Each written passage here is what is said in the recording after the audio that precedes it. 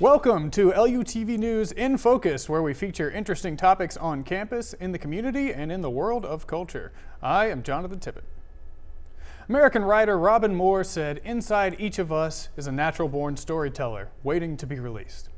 Screenwriter Tom Vaughan has displayed his talent and love for writing via films such as the horror film Winchester, starring Helen Mirren, and scripting content for entities such as Castle Rock Entertainment, Sony Pictures, Disney, and many more. Tom is here to tell us about his career as a screenwriter and how he's using his skills to inspire those interested in the craft. Tom, thank you for joining us. Thank you for having me. So I'm going to start out with the most open-ended, creative, artistic question that I possibly could ask. Fantastic. What does it mean to you to be a screenwriter? What does it mean to me? What does it mean to you? That is an open-ended question. Oh, yeah. I haven't been I haven't been doing much else, like that there was some variation of that through my whole life, even back to, you'll talk to a lot of filmmakers and their love of film and their love of filmmaking goes back to when they were kids and they were making movies in the backyard. And for me, like a lot of us, I was making movies with my brother.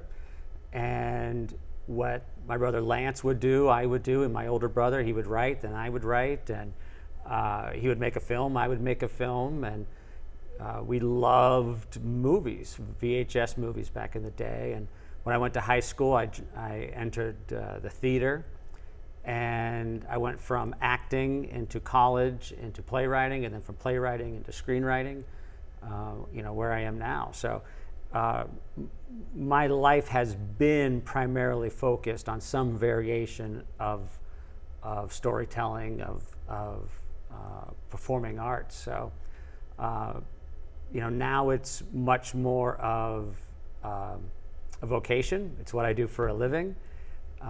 And the gratitude of doing something that you love. It's a lot of hard work. I work as hard as anybody, I suppose.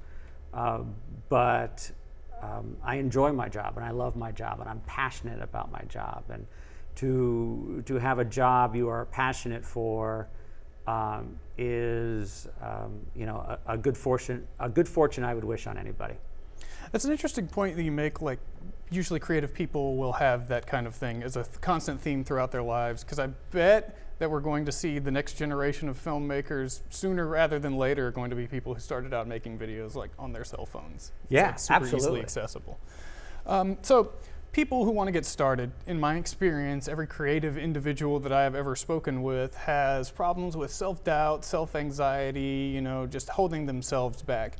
How do you personally get over that kind of thing, and how would you recommend other creative people do that? Yeah, getting over the resistance. From yourself.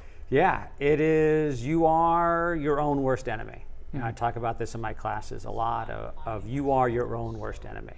The voice in your head is the thing that's going to keep you from succeeding more often than not. How many no's do you have in you before you quit? Because there are a lot of no's. To this day, I've been making a living at this for 25 years. I still get primarily no's. There are very, very few people in this business who are not, the majority of their answers are no. So how do you keep going when all the answers are no? How do you keep going when your work may not be as good as you think it needs to be? One of the main devices I use is, one, I hold on to the victories a lot. And once you get that confidence, once you get that experience, like I know through every script I write, there is a phase in that script where I'm going to hate it. There is a part, there are going to be a week, a month, there's going to be a section of writing that script where I don't think it's working very well. And right now I get through that by knowing that. Like, I got to get through this, because you've been there before. I've been there before, I've developed that confidence. Early on, the resistance is greater because you don't have that confidence. Like you are going at blind faith at that point. And that's when having a support group is important, having other creative friends, having mentors is important to kind of push you through, and the knowledge that early on in your career, you're not going to be very good at this. And certainly not where the level that you want to be. Anyone who's just starting who thinks they're really, really great at it is wrong. And those are the people who probably aren't going to grow. Those are the people who aren't going to get better, because the gap between what their taste is and what their skill level is they're unaware of that gap. But when you're aware of that gap, that means you've got the potential to decrease it and decrease it and decrease it. But you've got to get over that voice telling you to quit, you're not any good. Can you go, I was about to say, can you go too far in the other direction? Because you don't want to be so sure of yourself that you don't improve because you think that you have nowhere else to go, but you can also be too self-critical. Yes, that's probably the most common one, is the sabotaging, the self-sabotaging. There's not, other than the encouragement, and the knowledge that we all go through it, we've all gone through it, that professionals still go through it, you're not any different. One of the tools that I really talk about is really focusing on the why. Why are you doing this? Why, not just career-wise, but why this particular story? Is this particular story something you're really passionate about? Is this particular story something you think is the world needs to have and that you're the person to tell it? It is very, very hard for anyone in whatever vocation they are to keep going forward when they lose their why. And for storytellers, the why is always the story itself. So we're talking about hurdles and things like that. There's a really great article online by a friend of yours about about a story about how you had lost your father in the middle of your career, and you kind of came back to Houston, but that kind of led into your teaching career at U of H now. So how can people learn from an experience like that and keep pushing forward, not just in their lives, but as a creative individual? Yeah, it's one of the things that I am becoming more aware of now that I wasn't so aware of when I was younger is just kind of the seasons of your life. And early on when you're starting your career, just finding time to write is the most important thing, just to get better. And all I wanted to do when I was 23 and 24 was write. I would be up till 5 a.m. to write. On a personal note, I had a drive and a passion in me of just trying to find, my worth in my career, which is something that someone younger is much more susceptible to.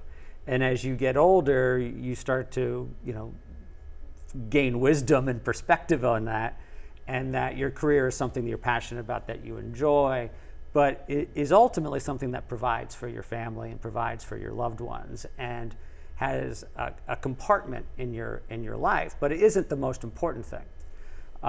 Those seasons are very different. I look back and envy my younger version of being able to write until 5 a.m., of getting up at 6 a.m. before work because I was too tired at night to write, so I'd get up early to write. I don't quite necessarily have that drive and that passion right now. But the exchange for it is that my writing now is more consistent. The minimum level of quality I deliver is a professional level, whereas back then it's different. So the younger years are really, in my mind, about devoting your life to getting better at this one particular thing. And you won't be in that phase your whole life, nor should you be, nor do you want to be. But it might feel like it at the time. But it might feel like it, yeah.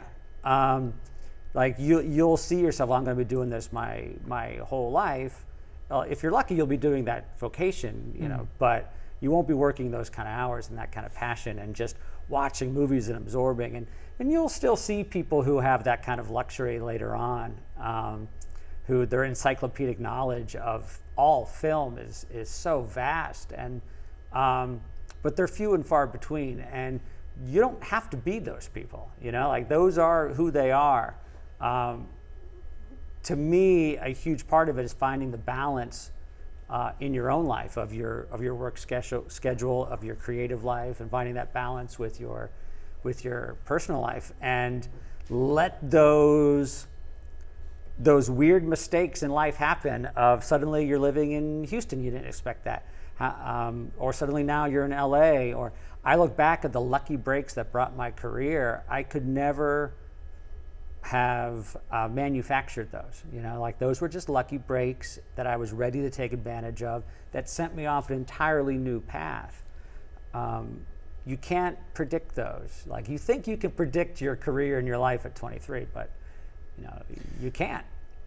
We're almost out of time, but one last question. I saw that you had written an article about how new prospective writers who are trying to get into the industry and are trying to make a name for themselves should view scripts from other writers who were new but got accepted. Yes. Is that, or if it's not, what is your number one tip for prospective new writers who are looking to get involved?